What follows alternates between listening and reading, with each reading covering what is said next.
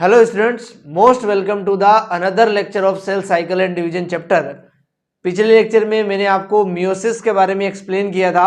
आज उसी मियोसिस के बारे में एनसीईआरटी की कुछ लाइन को आपके सामने एक्सप्लेन करता हूं, तो बहुत ध्यान से सुनिएगा। सबसे पहली लाइन लिखी गई है, meiosis ensures the production. Meiosis जो है वो इंश्योर करती है, निश्चित करती है। क्या निश्चित करती है? The production of haploid phase. Haploid का मतलब होता है एन बेसिकली, जिसके अंदर एक ही टाइप के क्या होते हैं? क्रोमोसोम होते हैं। जैसे कि मैंने पिछले लेक्चर में आपको समझाया था कि ह्यूमन सेल के अंदर एक न्यूक्लियस के अंदर 23 टाइप के क्या होते हैं? क्रोमोसोम होते हैं, यानी कि 23 पेयर में क्रोमोसोम होते हैं। वो जो 23 पेयर है वो होमोलोगस पेयर्स बनाते हैं। वो होमोलोगस पेयर्स अगर एक सेल में चले गए, इधर वाले अलग सेल में गए, इधर वाले अलग सेल में गए, ये जो अलग सेल बना है इसको क्या बोलेंगे? हैप्लॉइड सेल बोलेंगे, क्योंकि उसके अंदर क्रोमोसोम 1 नाम का एक ही क्रोमोसोम है। अगर क्रोमोसोम 1 नाम के 2 क्रोमोसोम होंगे तो उस कंडीशन को बोलेंगे डिप्लॉइड कंडीशन। हैप्लॉइड कंडीशन का मतलब क्या है? एन, और इसके अंदर एक क्रोमोसोम एक ही बार होगा, डबल कॉपी उसकी नहीं होगी। तो मियोसिस क्या करता है? ये निश्चित करता है कि हैप्लॉइड फेज बने in the life cycle of sexually reproducing organism. जितने भी सेक्सुअल रिप्रोडक्शन करने वाले ऑर्गेनिज्म हैं उनकी लाइफ साइकिल के अंदर हैप्लॉइड फेज बनती है। इसी हैप्लॉइड फेज का नाम क्या है? बेसिकली गैमीट है। और ये जब गैमीट कंबाइन करते हैं, जिसे फर्टिलाइजेशन बोलते हैं, इस फर्टिलाइजेशन के थ्रू वापस डिप्लॉइड फेज आता है basically. Where as fertilization restores the diploid phase. ये आगे लिखी हुई भी लाइन है। मियोसिस क्या करता है? मियोसिस हैप्लॉइड फेज को लेके आता है डिप्लॉइड सेल्स वाले ऑर्गेनिजम्स की लाइफ साइकिल में। हैप्लॉइड फेज को कौन लाता है? मियोसिस। इस हैप्लॉइड फेज से वापस डिप्लॉइड फेज में कौन लेके आता है? फर्टिलाइजेशन। जब ये दोनों गैमिट, दोनों हैप्लॉइड सेल्स मिलते हैं तो एक डिप्लॉइड सेल बनता है, जो फर्टिलाइजेशन की प्रोसेस है बेसिकली, जिससे डिप्लॉइड फेज बनता है। I hope it is clear. अगली लाइन समझना, meiosis ensures, sorry meiosis involves. Meiosis के अंदर क्या शामिल है? Two sequential cycle of nuclear and cell division. मैंने आपको बताया था मियोसिस के अंदर 2 स्टेप होते हैं, मियोसिस 1 और मियोसिस 2। मियोसिस 1 भी एक टाइप का न्यूक्लियर डिवीजन और सेल डिवीजन है, और मियोसिस 2 भी एक टाइप का न्यूक्लियर डिवीजन और सेल डिवीजन है। इन्हीं के नाम क्या रखे गए हैं? मियोसिस 1 और मियोसिस 2 रखे गए हैं, जो मैंने अच्छे से एक्सप्लेन किए थे। But only a single cycle of DNA replication. लेकिन इन दोनों में से एक में क्या होता है? डीएनए का रेप्लिकेशन होता है, और दूसरे में डीएनए का रेप्लिकेशन नहीं होता है। अगर आप याद कर पा रहे हो तो इसमें डीएनए का रेप्लिकेशन होता है क्योंकि एस फेज होता है, और इसमें डीएनए का रेप्लिकेशन नहीं होता है क्योंकि इसमें एस फेज नहीं होता है। इसलिए यहाँ के इंटरफेज को इंटरकाइनेसिस हमने बोला था। अगली लाइन आप समझ सकते हैं, the cell which undergoes into meiosis is called meiocyte. Meiocyte उस सेल को बोलते हैं जो सेल मियोसिस सेल डिवीजन करता है। जिस सेल के अंदर मियोसिस सेल डिवीजन होगा उसका एक नाम रखा गया है, क्या? मियोसाइट नाम रखा गया है। I hope it is also clear. Meiosis 1 is initiated after the parental chromosomes have replicated to produce identical sister chromatid at the S phase. मैंने आपको बता ही रखा है कि मियोसिस 1 में क्या होगा? एस फेज होगा। इस एस फेज के अंदर क्या होगा? सिस्टर क्रोमेटिड का डुप्लीकेशन होगा बेसिकली।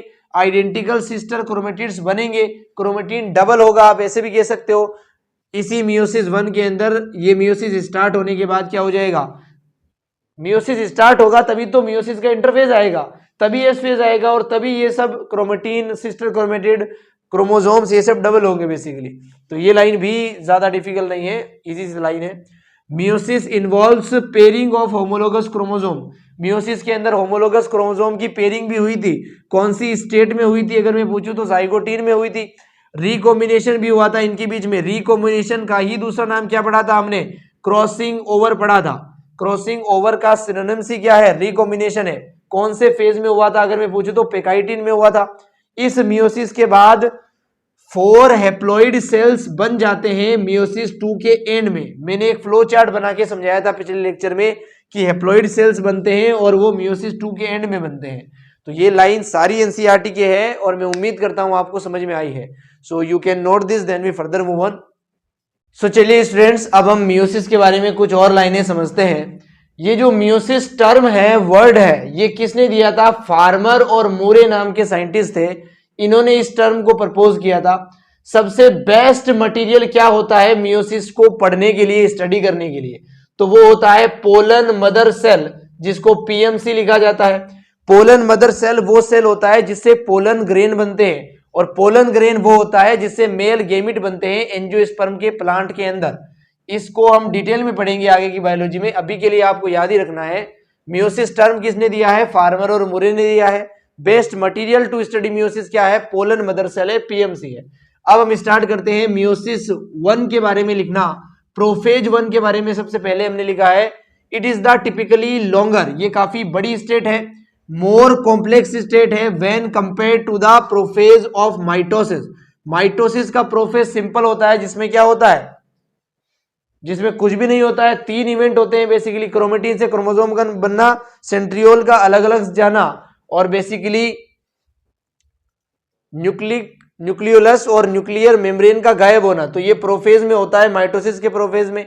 लेकिन ये जो प्रोफेज 1 है मियोसिस 1 का, इसके अंदर 5 स्टेट और आती है, लेप्टोटीन, जाइगोटीन, पेकाइटीन, डिप्लोटीन, डाइकाइनेसिस। तो इतनी सारी स्टेजेस के आने के कारण ये काफी लंबा हो जाता है और काफी कॉम्प्लेक्स भी हो जाता है इसके कंपैरिजन में। I hope it is clear. It has been further subdivided, ये फिर से डिवाइड किया जाता है इनटू 5 स्टेजेस, जो कि नीचे लिखी गई है। किस बेसिस पे ये डिवीजन हुआ है? Based on chromosomal behaviour. It is very very important. Prophase 1 को 5 सब स्टेट में बांटा गया है, लेकिन बांटने का बेसिस क्या रखा गया था? क्रोमोसोमल बिहेवियर रखा गया था। सबसे पहला स्टेप हम समझते हैं लेप्टोटीन के बारे में। The chromosomes becomes gradually visible under the light microscope. Basically इसमें मैंने बताया था कि क्रोमेटिन से क्या बनते हैं? क्रोमोसोम्स बनते हैं। जब क्रोमोसोम्स बनेंगे तो क्रोमोसोम दिखेंगे भी। अगर लाइट माइक्रोस्कोप, छोटे से माइक्रोस्कोप से भी आप देखो तो भी आपको धीरे धीरे ग्रेजुअली बड़े होते होते क्या दिखेंगे? क्रोमोसोम्स दिखेंगे। पहले छोटे क्रोमोसोम, धीरे धीरे मोर कंडेंस, मोर डार्क क्रोमोसोम्स आपको दिखने लगेंगे। The compaction of chromosomes continue through out the leptotene. पूरे लेप्टोटीन में ही कंपैक्शन होता रहता है, कंडेंसेशन होता रहता है, कोइलिंग होती रहती है। किसकी? इसी क्रोमोसोम की। This is followed by the second stage of prophase. Prophase की सेकंड स्टेज, ये क्या है? पहली स्टेज है प्रोफेज की। सेकंड हम लिखेंगे जाइगोटीन के बारे में। इसके बाद में जाइगोटीन की स्टेज आएगी बेसिकली, जो प्रोफेज की सेकंड स्टेज है। So you can note this, then we further move on with the zygotene. So चलिए स्टूडेंट्स, कुछ और लाइन समझते हैं आगे। जाइगोटीन के बारे में फर्स्ट लाइन लिखी है हमने, ड्यूरिंग दिस स्टेज, इस स्टेज के टाइम पे chromosome starts pairing together. Chromosome pair बनाते हैं, मैंने आपको समझाया था। And his process of association, और उनके जुड़ने की जो प्रोसेस है, एसोसिएशन मतलब जुड़ना, उस प्रोसेस को सिनेप्सिस बोलते हैं, ये भी मैंने बताया था। और इस पेयर को होमोलोगस क्रोमोसोम बोलते हैं, ये भी मैंने आपको समझाया था। तो ये लाइन अच्छे से समझ आई होगी। इलेक्ट्रॉन माइक्रोग्राफ, एक ग्राफ बनाया जाता है किसी भी सेल के क्रोमोसोम को देखने के लिए, उसी को बोलते हैं electron micrograph. Of this stage, इस स्टेज का जब हमने वो ग्राफ बनाया, उसने इंडिकेट किया, क्या दर्शाया? क्रोमोसोम्स, जो क्रोमोसोम का सिनेप्सिस होता है वो जुड़ा होता है किसके द्वारा? एक कॉम्प्लेक्स स्ट्रक्चर के द्वारा। उसी स्ट्रक्चर का नाम क्या है? सिनेप्टोनिमल कॉम्प्लेक्स है। मैंने आपको बताया था दोनों होमोलोगस क्रोमोसोम किस स्ट्रक्चर से जुड़ते हैं? सिनेप्टोनिमल कॉम्प्लेक्स से जुड़ते हैं। और मैंने तो यहां तक भी बता दिया था, ये होता क्या है बेसिकली? ये एक न्यूक्लियो प्रोटीन होता है, यानी कि इसके अंदर न्यूक्लिक एसिड और प्रोटीन होता है बेसिकली इस कॉम्प्लेक्स के अंदर। The complex formed by a pair of synapsed homologous chromosome is called a bivalent. और इनके पेयर से जो ये स्ट्रक्चर बनी है उसी को बाइवेलेंट कहते हैं। और इसी बाइवेलेंट का नाम क्या है? टेट्राड है। बाई का मतलब होता है 2, यहाँ पे 2 क्रोमोसोम है बेसिकली, और टेट्रा का मतलब होता है 4, यहाँ पे 4 क्रोमेटिड है basically. However these stage more clearly visible at the next stage. ये जो बाइवेलेंट और टेट्राड है, ये नेक्स्ट स्टेज में और क्लियरली दिखेंगे, ये लाइन लिखी गई है। नेक्स्ट स्टेज आती है pachytene. During this stage bivalent chromosomes now clearly appears at tetrad. अब जो ये बाइवेलेंट है, ये टेट्राड की तरह अच्छे से दिखता है, अपीयर होता है क्लियर तरीके से। This stage is characterized by the appearance of recombination. Recombination क्या होता है? दो होमोलोगस क्रोमोसोम के बीच में जीन का एक्सचेंज होना, जिसे क्रॉसिंग ओवर भी बोलते हैं। जिस जगह पे रिकॉम्बिनेशन होता है उसे क्या बोलते हैं? रिकॉम्बिनेशन न्यूडल बोलते हैं। The site eight which crossing overs occurs between non sister chromatid of homologous chromosome. दो अलग अलग क्रोमोसोम है जो होमोलोगस क्रोमोसोम है, उनके जो क्रोमेटिड है वो नॉन सिस्टर क्रोमेटिड होंगे। उनके बीच में अगर कोई क्रॉसिंग ओवर होती है तो उस जगह को, जहां पे होती है उस जगह को क्या बोलते हैं? रिकॉम्बिनेशन न्यूडल बोलते हैं। तो ये लाइन ये समझा रही है basically. So you can note this and please note this, then we further move on. So चलिए स्टूडेंट्स कुछ और लाइन समझते हैं। पेकाइटिन के बारे में अगली लाइन लिखी है हमने, crossing over is the exchange of genetic material between two homologous chromosome. हम ऑलरेडी समझ चुके हैं इस लाइन को। Crossing over is also an enzyme mediated process, और उन एंजाइम के नाम भी मैंने आपको बताए थे, डीएनए लाइगेज और डीएनए रिकॉम्बिनेज होते हैं। बेसिकली ये तोड़ता है डीएनए को, ये वापस जोड़ता है डीएनए को, इसलिए दो एंजाइम आते हैं, इसलिए ये एंजाइम मीडिएटेड प्रोसेस भी है। आगे बात करते हैं डिप्लोटीन के बारे में। The starting of diplotene is recognised, यानी कि इसे पहचाना कैसे जाता है? जब डिसोल्यूशन ऑफ सिनेप्टोनिमल कॉम्प्लेक्स होता है, सिनेप्टोनिमल कॉम्प्लेक्स घुलेगा तो होमोलोगस क्रोमोसोम दूर दूर होंगे, उसी साइन से पहचान लिया जाता है कि अब डिप्लोटीन आ चुका है। And the tendency of the recombinant homologous chromosome of the bivalent to separate from the each other except the site of crossover। ये जो क्रोमोसोम होते हैं होमोलोगस क्रोमोसोम, ये अलग अलग हो जाते हैं, इसके कारण सिनेप्टोनिमल कॉम्प्लेक्स के घुलने के कारण, डिसॉल्व होने के कारण ये अलग अलग होते हैं। लेकिन जहां पे क्रॉसिंग ओवर हुआ है, साइट ऑफ क्रॉसओवर, वहां से ये अलग नहीं होते हैं, ये एक्सेप्शन रहता है। और इसी जगह पे क्या बनते हैं? कियासमेटा बनते हैं। These X-shaped structure are called chiasmata। जहां पे क्रॉसिंग ओवर हुआ है वही क्या बनते हैं? chiasmata बनते हैं। इन oocyte of some vertebrate diplotene stage जो है वो कुछ महीनों तक भी रुक सकती है और कुछ सालों तक भी रुक सकती है। ये जो लाइन है ये काफी इंपॉर्टेंट है। जब ह्यूमन रिप्रोडक्शन पढ़ेंगे तो इस लाइन का एग्जाम्पल आपके सामने आएगा कि जो oocytes होते हैं कुछ वर्टिब्रेट्स के, उनमें डिप्लोटीन की स्टेज आकर वो सेल रुक जाता है, आगे सेल डिवीजन करता ही नहीं है, वो डाइकाइनेसिस में जाता ही नहीं है। तो ये कितने समय तक रुक सकते हैं? कुछ महीनों या फिर कुछ सालों तक भी रुक सकते हैं। डाइकाइनेसिस में हमने लिखा है this is marked by the termination of chiasmata. जब कियासमेटा गायब होने लगते हैं, टर्मिनेट होने लगते हैं, तब हम पता लगाते हैं कि डाइकाइनेसिस आ चुका है basically. During this phase the chromosome are fully condensed and the meiotic spindle, इस वर्ड को समझना, स्पिंडल फाइबर माइटोसिस में भी बनते हैं, मियोसिस में भी बनते हैं। जो माइटोसिस में बनते हैं उन्हें माइटोटिक स्पिंडल बोल देते हैं, और जो मियोसिस में बनते हैं उन्हें मियोटिक स्पिंडल बोल देते हैं। ये स्पिंडल फाइबर कहां से जुड़ते हैं? होमोलोगस क्रोमोसोम के सेंट्रोमियर से जुड़ते हैं, उन क्रोमोसोम को अलग अलग करने के लिए। और यहाँ पे क्रोमोसोम भी फुली कंडेंस्ड, यानी कि बड़े मोटे तकड़े अच्छी तरह से प्रिपेयर प्रेजेंट होते हैं बेसिकली। तो I hope you will note this, please note this, then we further move on. तो चलिए स्टूडेंट्स अब हम आगे समझते हैं डाइकाइनेसिस के बारे में। अगली line, by the end of diakinesis, diakinesis के एंड में क्या होता है? Nucleolus disappears and the nuclear envelope also break down और disappears. Diakinesis represents transition to metaphase. Diakinesis के बाद क्या आएगा? मेटाफेज आएगा, और इसके अंदर न्यूक्लियोलस और न्यूक्लियर मेम्ब्रेन तो गायब होते ही है, ये मैंने आपको बताया ही था। मेटाफेज फर्स्ट आता है। इसके बाद the bivalent chromosome align on the equatorial plate, the microtubules from the opposite poles of the spindle attach to the pair of the homologous chromosome. इन होमोलोगस क्रोमोसोम के ऊपर माइक्रोट्यूबुल के स्ट्रक्चर अटैच होते हैं। इसी माइक्रोट्यूबुल की structure को spindle fibre बोलते हैं बेसिकली। कहां पे अटैच होते हैं? Kinetochore of the homologous chromosome पे। और ये क्रोमोसोम जो है एक मेटाफेजिक प्लेट, इक्वेटोरियल प्लेट बनाते हैं। बाइवेलेंट यहाँ पे अरेंज होते हैं, इसलिए दो प्लेट्स बन जाती है बेसिकली। इसके बाद आता है anaphase, the homologous chromosome separate. Homologous chromosome अलग अलग होते हैं क्योंकि यहाँ पे सेंट्रियोल में कॉन्ट्रैक्शन होता है, जिससे स्पिंडल फाइबर जो है वो छोटे होते हैं। while the sister chromatid remains associated at their centromeres। Sister chromatid अलग नहीं होते हैं। जैसे ये कोई क्रोमोसोम है तो ये दोनों क्रोमेटिड आपस में क्या है? Sister chromatid. ये कोई दूसरा क्रोमोसोम है, ये दोनों आपस में क्या है? Sister chromatid. ये दोनों कभी भी अलग नहीं होंगे। ये पूरा क्रोमोसोम इधर जाएगा, ये पूरा क्रोमोसोम इधर जाएगा। अगर ये क्रोमोसोम बीच में से टूटता तो सिस्टर क्रोमेटिड अलग अलग होते, लेकिन यहाँ पे अभी भी जुड़े हुए हैं, रिमेन्स एसोसिएटेड, अभी भी जुड़े हुए हैं, क्योंकि ये पूरा क्रोमोसोम इधर आ गया, ये पूरा क्रोमोसोम इधर आ गया। टीलोफेज फर्स्ट की बात करते हैं। इसके बाद the nuclear membrane and the nucleolus reappears, ये जो यहाँ पे गायब हुए थे न्यूक्लियोलस और न्यूक्लियर मेम्ब्रेन, ये वापस रीअपियर होंगे। न्यूक्लियर मेम्ब्रेन को कौन बनाएगा? RER। न्यूक्लियोलस को कौन बनाएगा? NOR। साइटोकाइनेसिस फॉलोज, इसके बाद क्या होगा? साइटोकाइनेसिस होगा। जब दो सेल्स बन जाएंगे उसी को बोलेंगे डायड ऑफ सेल्स। जब मियोसिस 1 कंप्लीट होगा, ये मियोसिस 1 का जो कैरियोकाइनेसिस है उसी को तो स्टेप्स है, जब वो कंप्लीट हो जाएगा तो यहाँ पे दो सेल्स बनेंगे जिनको क्या बोलेंगे? डायड ऑफ सेल्स बोलेंगे। डायड का मतलब ही होता है दो बेसिकली।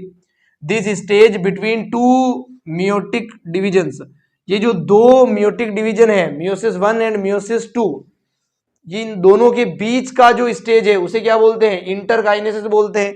मैंने आपको बताया सबसे पहले होता है इंटरफेज, उसके बाद होता है मियोसिस 1 का एम फेज, उसके बाद होता है इंटरकाइनेज, उसके बाद क्या होता है? मियोसिस 2 का एम फेज बेसिकली। तो ये जो मियोसिस के बीच की स्टेज है उसी को इंटरकाइनेसिस बोलते हैं, और इसके अंदर एस फेज क्या होता है? एब्सेंट होता है, इसलिए ये काफी छोटा, शॉर्ट लिव्ड का मतलब होता है छोटा, कम समय में कंप्लीट हो जाएगा, क्योंकि यहाँ पे एस फेज नहीं है।